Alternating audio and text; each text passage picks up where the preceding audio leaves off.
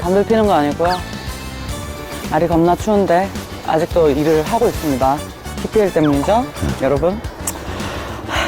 네, 정품 매트 장점 얇다는 건데 단점은 이제 먼지를 뭐 이렇게 빨아들이지도 못하고 뭐 토해내고 씻고 나면 말리기도 힘들고 뭐 그런 거 아닐까? 뭐 사실 그리고 차 사면 정품 매트 잘 안 쓰잖아요. 저 나눔에서 저희는 도모에서 나눴거든 나는.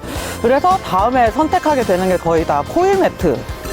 코일 매트의 장점은 이게 먼지나 흙먼지 이런 거 다 잘 들어가죠. 들어가서 잘 안 보이게 되는 깨끗한 것 같은. 근데 문제는 세차할 때 털어내는 거. 이거 힘으로 털어도 안 되고 왜 세차장 가면 정품 매트 아닌 이상엔 넣지 마시오 막 이런 거 있단 말이에요. 그러면 이걸 청소를 어떻게 해야 돼? 청소기 아니면 터는 거죠. 근데 물 청소를 하게 되면 뭐 고압수로 쏘게 되거나 뭐 하면 그 다음이 문제. 말리지를 못해. 그럼 썩어. 냄새가 썩어. 막 꼬랑내가 나. 곰팡이. 껴들어. 곰팡이 막 난리가 나는 거지. 이 장점과 단점을 다 융합했는데 지금 봐도 이 차주님께서도 지금 안 씻었어 올해. 이거 아마 털면 냄새나. 털면 먼지가 아마 이 층 사이로 흙먼지가 엄청 들어갔을 거라고. 이거의 단점을 모두 보완한 제품이 나왔다고요. 로보스 클린 매트. 로보스 클린 매트. 로보스 클린 매트. 내 보여줘. 거기 가만 있어. 나왔다고요. 이거 내가 개발한 거야. 다른카 코일 매트 대표님하고 같이. 이게 얼마나 이물질로부터 잘 되는지 지금부터 내가 보여줄게. 그리고 코일 매트는 나중에 쿠션이 죽어. 니거 죽었더만. 제 건 많이 눌렸더만. 뭐 주시던가요. 줄게. 자, 그러면 지금부터 이물질이 어떻게 되는지 내가 보여줄게. 네, 보시죠. 자, 이물질이 들어갔을 때 어떻게 되는지 볼게요. 이 요구르트 이런 거 진짜 미치는 거지. 차주하는 사람들, 얘 봐봐.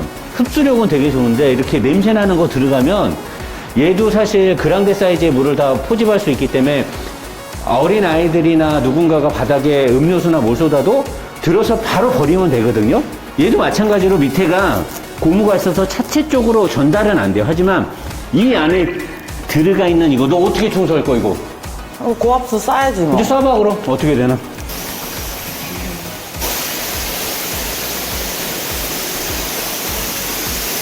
요구르트가 잘 안 빠지잖아. 잘 빼드리겠습니다. 얘 봐. 얘는 세게 안 싸도 돼.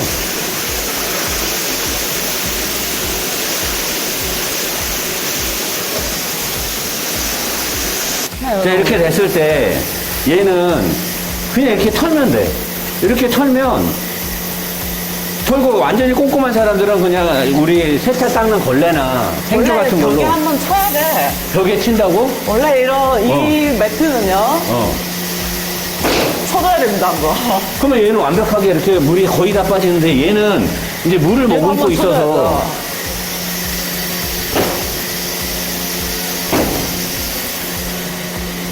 그러니까 이렇게 됐을 때 이 안에 완벽하게 요구르트나 이물질이 들어간 게 다 나오게 하는 것도 사실 쉽지 않고 이제 이 상태에서 이걸 말리는 게 문제인 거야. 세차장에서 이걸 어디다 넣어놓을 수는 없잖아. 근데 얘는 완벽하게 이렇게 깨끗하게 된 상태에서 털고만 타도 금방 마른다는 거지. 수건으로 하면 닦으면 돼. 수건으로 닦는다고? 아니, 원래 세차 수건으로 물기는 다 닦아야 되는 거잖아. 이렇게 추운 날에도 저희 노사장과 람부장이 소개해드리는 저희 노사장몰의 로보스 클린 매트. 로보스 그린 매트 노사장몰에서 만나실 수 있습니다. 로보스몰에서 노사장몰이 아니라 로보스몰. 로보스몰에서 만나실 수 있습니다. 쟤 원래 꼭 저러냐 찾아주세요. 얘들아, 너는 잘 지내고 있다. 누구도 잘 지내고 있냐? 자, 이제 2부를 시작하는데요. 진짜 미치겠네. 저 사실 벤츠백이 좋아하거든요. 네, 2부 시작에 앞서서 2부 내용이 너무 좋고 여러분들한테 알려줄 핵심적인 내용이 많은데 2부를 시작함에 앞서서 하체우리 대해서 보람이가 나도 모르게 내가 차 열심히 뜯을 때 지가 1플러스의 벤티 행사를 집어넣더라고요. 1플러스 행사.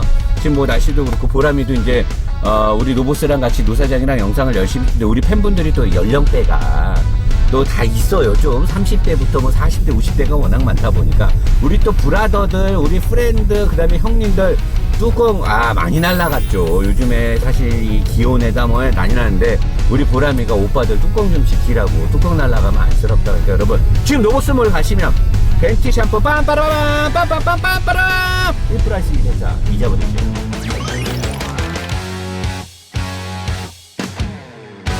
자, 이 차는 벤츠의 9G 트로니스 미션이 제가 늘 말했듯이 아직까지는 ZF 8단의 토크댕 50 이상의 미션들에 비해서 그 미션의 어떤 완성도라든가 변속 그게 좀 부족해서 그 미션의 울컥거림, 내가 그런 게 좀 많다고 했잖아요.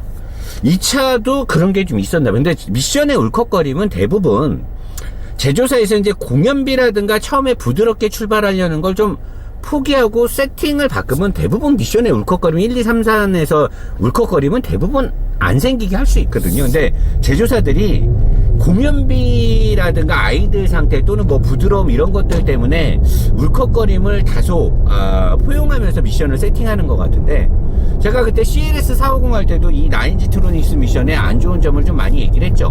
근데 이 차주분도 그게 싫었는지 코너로 들면 오!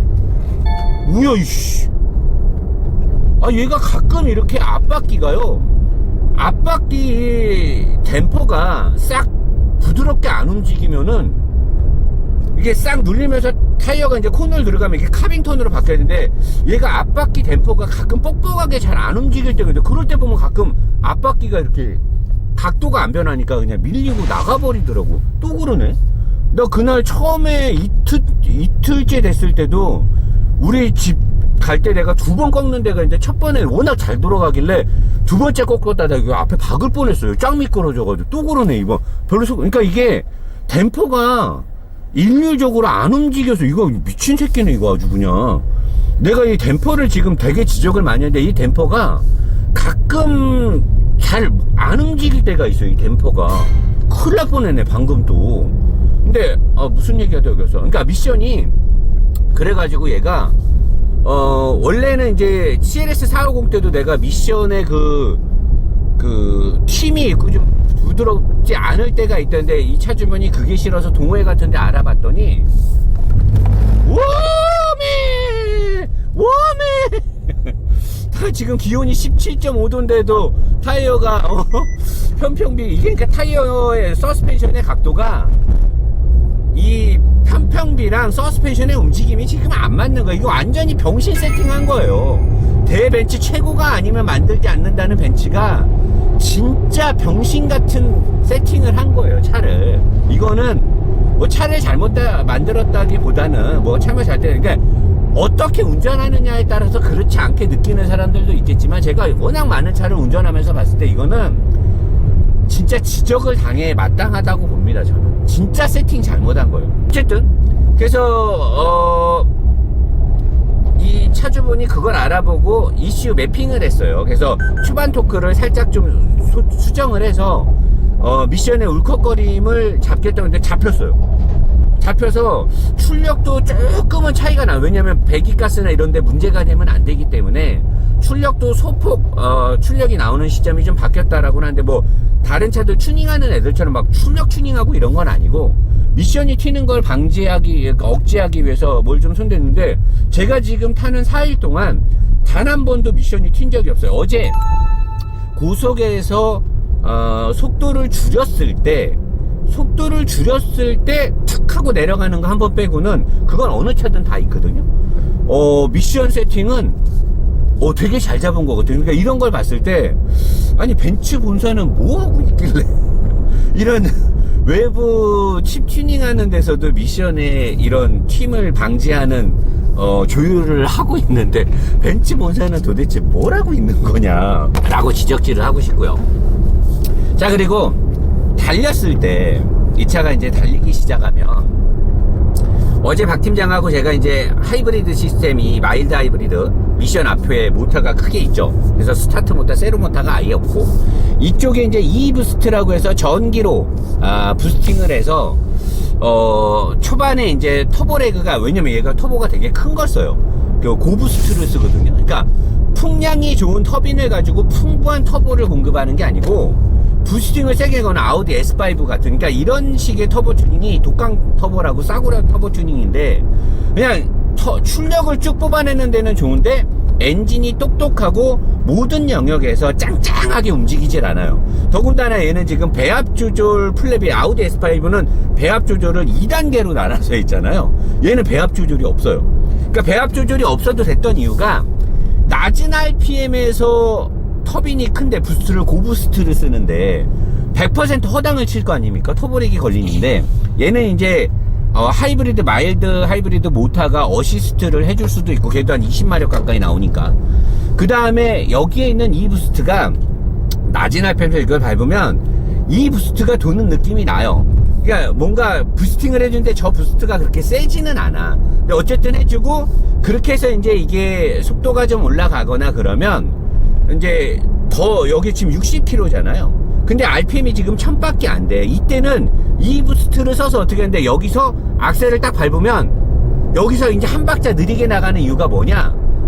메인 부스트가 돌 수 있는 풍부한 배합이 형성이 안 됐는데 1000rpm이나 1300rpm, 1500rpm에서는 이 부스트를 통해서 터보렉이 안 느끼게끔 해주는데 거기까진 좋아. 근데 그게 이제 쭉 하면서 메인 부스트로 이렇게 연결이 티가 안 나게 넘어가야 되는데, 그냥 일반적으로 악셀을 좀 세게 밟잖아요? 그러면 얘가 돌면서 얘도 같이 돌기 때문에 이게 운전자가 느끼질 못하는데, 살살 달리다가 악셀을 딱 밟으면 터보렉이 뒤집니다. 왜?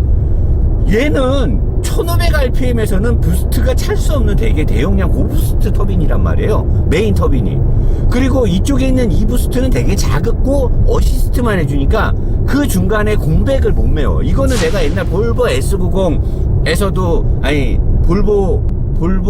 하여튼 볼보 그 있잖아, SUV에 갑자기 이름이 생각이 안 나는데, 거기 90에 걔도 이제 그 컴프레셔로 압축을 해갖고 공기를 탱크에 갖고 있다가 터빈을 밟으면 어시스트를 해주죠. 근데 내가 그걸 다 쓰면 채워질 때까지는 어시스트를 못 해준다 그랬잖아. 얘도 그런 식이에요. 그러니까 이렇게, 이게 뭐냐면 좋은 터빈을 넣고 밸브 트로닉 같은 기술을 넣은 다음에, 이건 이제 어쩔 수 없이 제가 BMW 칭찬하는 건데 걔네가 그걸 잘한 게 맞으니까, 터빈의 풍량이라든가 터빈으로 가는 유속의 관들을 세밀하게 튜닝을 해서 엔진과 터빈이 일체형으로 딱 조율을 해가지고 전 영역에서 굉장히 짱짱하고 좋게끔 나오게 세팅을 해야 되는데, 아우디가 최근에 했던 거나 벤츠가 쓰고 있는 이 기술은 굉장히 단편적인 부분을 놓고 했거나, 아니면 일반인들이 탔을 때 그냥 부드럽다가 딱 밟았을 때 지금 터빈 부스팅 인제 터지잖아. 인제 딱 터지고 나가죠.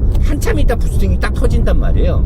그러니까 이게 일반인들은 노사장처럼 엔진의 어떤 스프린트하고 엔진의 영역을 다 이렇게 느끼려고 하지 않는다. 일반인들은 그냥 대충, 뭐 어제 뭐 보람이가 우리 람부장이 박 팀장한테 얘기한 것처럼 뭐 그렇다고 볼 수 있다. 약간 뭐 추상적으로 표현한다고 람부장이 박 팀장을 엄청 갈구더라고. 어제 박 팀장 삐져버렸는데 저녁에. 아, 둘이 앞으로 재밌을 것 같더라고. 둘이 나이가 같아. 근데 박 팀장은 존댓말 쓰는데 람부장은 반말 까더라고. 근데 이게 일반적인 사람들은 벤츠에서 봤을 때 람부장 말대로 그래. 아니 노사장님, 벤츠에서 엔지니어가 노사장님보다 한 100배 똑똑하지 않습니까? 당연히 똑똑하겠죠. 그런 사람들이 만들었는데 노사장님이 뭔데 까는 거야. 근데 람부장이 하는 말이 맞는데 그런 것도 있죠. 아무리 엔지니어가 똑똑하고 그렇다고 해서 그 모든 것들이 기술로 다 들어가진 않잖아요. 제조회사에서 뭐 단가라든가, 그 다음에 고객의 니즈라든가, 타겟층이라든가, 그 다음에 어떤 영업 전략에 따라서 엔지니어의 우수한 그 연구개발 실적이 다 이로 들어가진 않을 거란 말이에요. 왜냐면 설계를 했지만 생산 공정에서 많이 수정될 수도 있기 때문에. 그리고 더군다나 얘네는 엔진을 앞으로 빼고 배기라인을 디귿자으로 뺀 것 자체가 문제의 시작이 돼요. 이런데 달릴 때도 보면 지금도 한참 있다 이제 배기 이제 터빈 터지는데 가다가 섰다가 가다 이렇게 하잖아요. 그럼 지금도 RPM이 끝까지 올라가는데 실질적으로 엔진의 활성화는 되게 더뎌요. 뭐냐? 배기 라인 쪽에서 디귿자로 꺾여 나가면서 배합이 제대로 일률적으로 나가지 않았을 때 엔진이 굉장히 버벅거리게 되더라고요. 이따 제가 이제 고속도로에서 보여드리겠지만, 얘가 이제 뒤에 플랩이 없잖아요. 그냥 뻥 뚫리고 나가는데, 이게 이제 뻥 뚫리고 나갈 때 완전히 부스팅이 다 걸려가지고 쫙 빼고 나갈 때는 터빈한테 좋아요. 걸리는 게 없으니까. 근데 그러다가 브레이크를 앞차 때문에 살짝 밟았다 뭐 했다 했을 때 디귿자로 나가는 공간에서 살짝 저항이 걸린다는 느낌이 요즘 벤츠차들은 대부분 걸리거든요. 근데 그러고 나가면서 뻥 뚫릴 때 다시 배압이 너무 뻥 뚫리면서 허당을 치는 경우도 있어요. 그때 얘는 또 어지러운 게 마일드 하이브리드의 모터가 어시스트 해주죠. 이부스트 들어갔다가 빠지고 얘로 넘어가는 이 세 개를 조율을 하는데, 나는 사실 얘네가 이 세 개를 조율할 시간에 차라리 엔진과 터빈을 잘 조율하는 게 BMW가 해놓은 것처럼 그게 훨씬 더 엔진한테 좋지 않았을까. 옛날에 AMG 엔진들 얼마나 좋았습니까? 슈퍼차저 걸고 그랬을 때. 물론 뭐 문제는 많았지만 그런 게 좀 너무나 아쉬운 거고요. 이제 칼치기 딱 들어가면 와, 막 뒷바퀴 못 버텨요. 뒷바퀴의 서스펜션에 토어 컨트롤 링크가 없잖아요.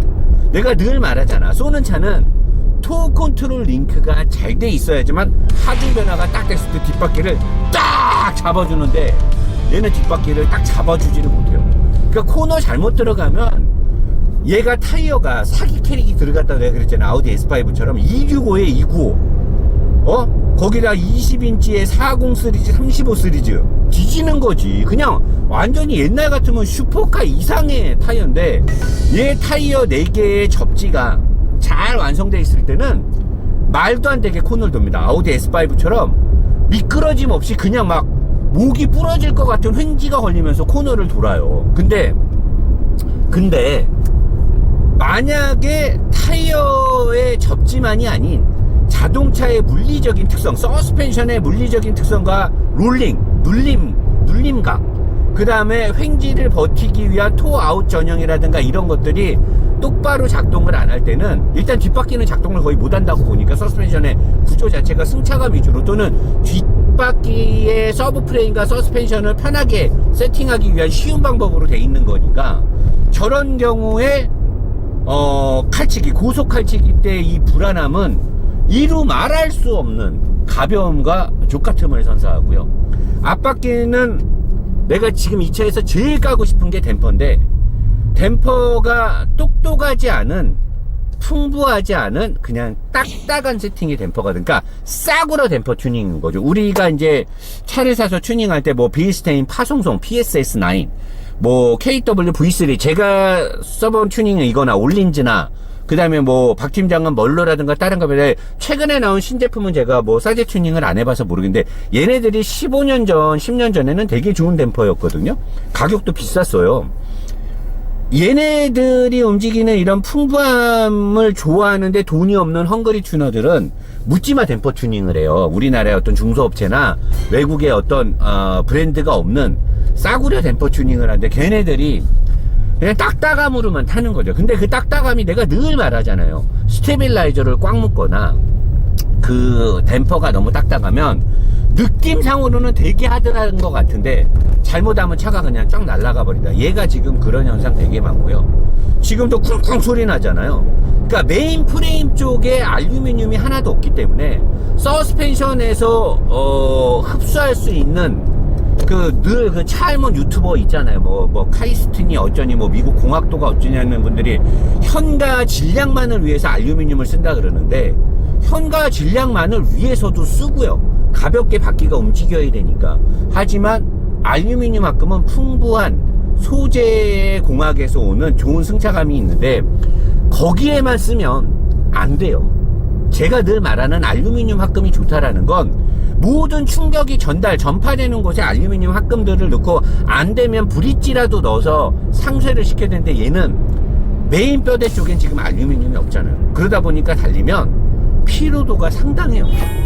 댐퍼가 진짜 멍청하고 하드하고, 진짜 묻지마 댐퍼 튜닝 들어갔네요. 자, 그리고 터빈 멍청해요. 그래서 지금도 이렇게 달리면 앞바퀴 지금 속도 올라가죠. 앞바퀴 쪽에서 앞바퀴가 지금 도는 그 저항이 핸들, 브레이크 미끄러지고 핸들을 타고 다 들어와요. 핸들을 타고 다 들어온단 말이죠. 이 스티어링 시스템이 3 시리즈도 알루미늄을 쓰는데 얘는 여기를 스틸을 쓰는 거예요. 근데 얘는 달릴 때 엔진 진동은 상당히 부드럽습니다. 왜냐? 엔진에 아무것도 없잖아요. 앞에 쪽에 벨트를 아무것도 안 걸어서 엔진은 오리지널 크랭크축만 돌리면 돼서 엔진 진동이 되게 부드러운 건 장점 중에 장점. 자, 그리고 속도를 줄였다가 다시 이렇게 올릴 때 RPM 5,000 넘었는데 이제 빡 걸리잖아. 딱 걸리는데 얘가 이게 터빈이 똑똑하게 잘 움직이지도 않고요. RPM이 움직이고 나서 돌기 시작하는데 지금 달릴 때 보면 속도가 올라가는 거 봐요. 이제 터보 부스팅 걸렸을 때 이제서야 속도가 쫙 올라가요. 그러니까 이게 터빈이 부스팅이 걸려서 뭔가 미션하고 궁합을 맞춰서 오 쉣! 야, 이거 차 이거 어떻게 해야 되지 이게? 아니 어떻게 벤츠가 이렇게 허술하게 차를 만든다는 게 이해가 안 되는데, 지금 달려보면 가속력이 내가 봤을 때는 얘가 150이나 170까지의 가속력은 웬만한 2000cc들 터빈 잘 빠진 애들하고 별 차이가 안 날 것 같은 느낌적인 느낌이 들고요. 근데 180부터 위로 가는 거는 그래도 얘가 이제 마력발이 있으니까 380마력 정도 나오니까 간다고 보는데, 이 터빈이 너무나 멍청한 것 같아요. 터빈의 세팅이 이거 어떻게 가지? 근데 하나 마음에 들었던 건 브레이크를 밟았을 때 앞바퀴의 브레이크가 그래도 충분히 역할 수행을 되게 잘해요. 막 날아가거나 그러지 않는데 뒤에서 눌러주는 뒷바퀴 브레이크가 세게 잡는 느낌은 없고, 또 뒷바퀴가 브레이크가 걸렸을 때 토우 컨트롤 링크가 없다 보니까 앞쪽에 트레일링 링크하고 세 개가 또르륵 나란히 설치되어 있다 보니까 뒷바퀴가 딱 벌어지면서 뒤에서 쫙 잡아당겨주는 이런 느낌은 없는데, 그래도 브레이크를 세게 밟았을 때 지금도 뭐 속도가 그렇게 높진 않지만 ABS가 엄청 들어오네요. ABS가 빨리 들어오는 차들은 뭐다? 무게중심이 안 좋은 차다. 사람들은 ABS가 들어오면 브레이크가 잘 듣는 줄 아는데 아니죠. 브레이크는 ABS가 들어오기 전에 최대한 마찰장을 사정없이 끌어당기는 게 좋은 브레이크고, 잘 세팅된 차고 무게 배분이나 저중심화가 잘 되어 있는 거고, ABS가 빨리 들어온다라는 거는 지금도 막 들어오죠. 앞바퀴가 빨리 잠긴다는 거. 그는 뭐다? 앞쪽에 무게 편향이 많기 때문에 앞바퀴 쪽에 주는 부담감이 굉장히 크다라는 거다. 그건 결과적으로 뭐다? 무게 배분 설계가 잘못되어 있는 차다라는 거죠.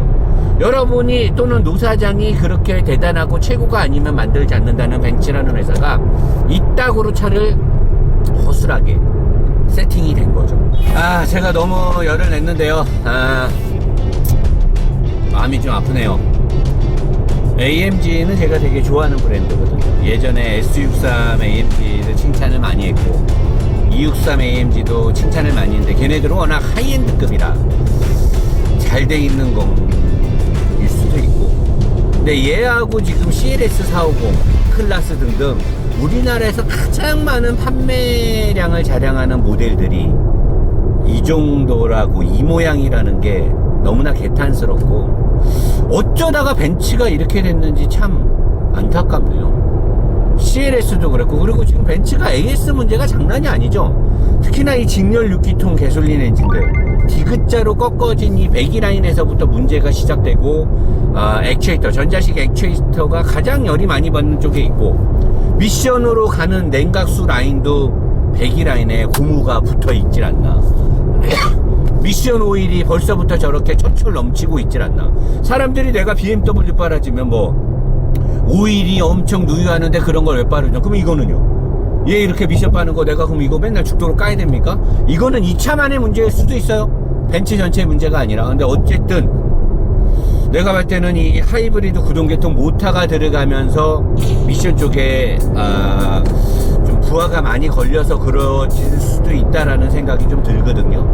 그래서 이 차주분은 빨리 미션 오일 점검도 해야 되고, 많이 샜습니다. 지금 굉장히 많이 새 있고, 댐퍼가 똑똑하게 움직이지 못하는 무슨 디귿자로 무슨 콘돔 같은 거를 씌워놓은 것도 참 괴상 흉측하게 흉측하게 진짜 그 뭐 괴상망측하게 생긴 댐퍼가 달려 있는데 그 부분도 그렇고 달릴 때 터보의 움직임도 부스팅이 끝까지 올라가도 얘가 일정한 이 배합이 맞기 전에는 막강하게 터빈이 안 터져요.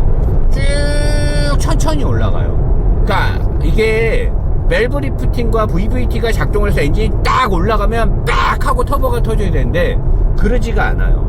그러니까 지금 같은 경우도 아마 이 배터리도 지금 다 있을 거예요. 내가 아까 계속 가감속을 많이 했으니까. 그러니까 그러면 얘가 악셀을 밟았을 때 엔진이 스프린트하게 움직이질 않아요. 되게 멍청하게 움직인단 말이에요. 그래서 내가 박 팀장한테 차 내줄 때 그랬어요. 터빈이 어쩔 때는 잘 작동하고 어쩔 때는 그 박 팀장이 아니 그런 게 어디 있어요. 근데 몰고 오더니 노 사장님이 무슨 말 하는지 알 것 같아요. 터빈이 똑똑하게 움직일 때도 있고 안 움직일 때도 있어요. 그러니까 터보렉이 심할 때도 있고 안 심할 때도 있고 그러니까 엔진이 지 마음이에요.